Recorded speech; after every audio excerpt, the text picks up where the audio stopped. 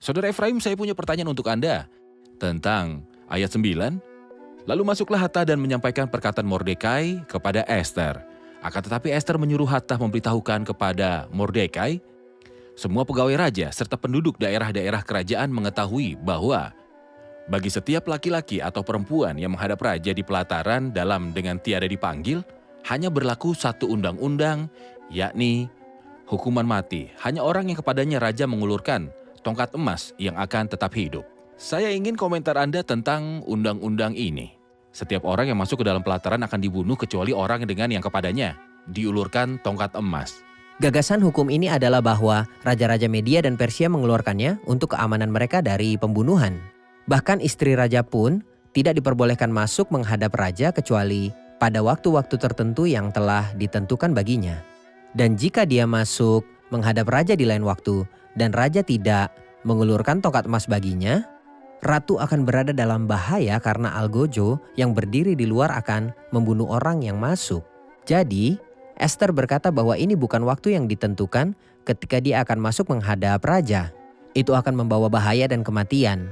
Namun ini masalah serius yang menyangkut seluruh rakyat. Jadi, jika aku mati, kalau terpaksa aku mati, biarlah aku mati. Jadi mohon membahas hal ini.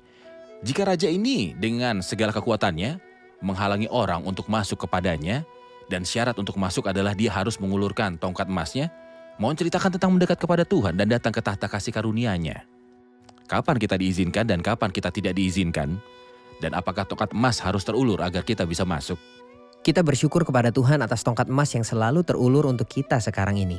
Bahwa tidak ada tongkat emas di hadapan kita yang mengizinkan atau tidak mengizinkan kita untuk masuk. Jadi Tuhan Yesus telah masuk ke tempat Maha Kudus sebagai pelopor bagi kita dan membuka pintu seperti dalam Ibrani 10 ayat 19. Kita dengan penuh keberanian dapat masuk ke dalam tempat kudus oleh darah Yesus. Setiap saat, setiap waktu, tanpa batasan atau kondisi.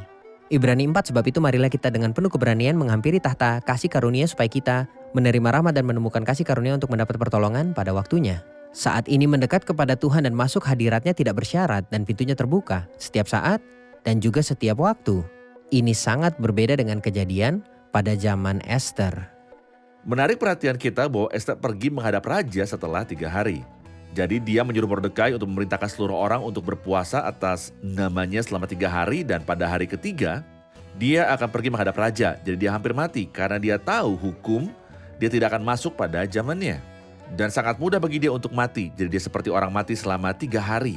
Dan pada hari ketiga ketika dia masuk menghadap raja dan dia mengulurkan tongkat emas padanya, ini mengingatkan saya pada Abraham saat dia membawa Ishak. Dan pada hari ketiga, Ishak seperti mati selama 3 hari. Dan pada hari ketiga dia membawa Ishak hidup. Seolah dia dibangkitkan dari kematian. Dan cerita yang sama di sini, Ester seolah-olah dia sudah mati atau dia mengalami hukuman mati dalam dirinya sendiri. Selama 3 hari dan pada hari ketiga tongkat emas pun diulurkan. Setiap kali kita baca di kitab suci dari Kejadian sampai Wahyu tentang hari ketiga atau 3 hari dan 3 malam, pasti tentu kita akan menemukan setelah itu gambaran simbolis yang indah tentang kebangkitan Kristus yang pasti.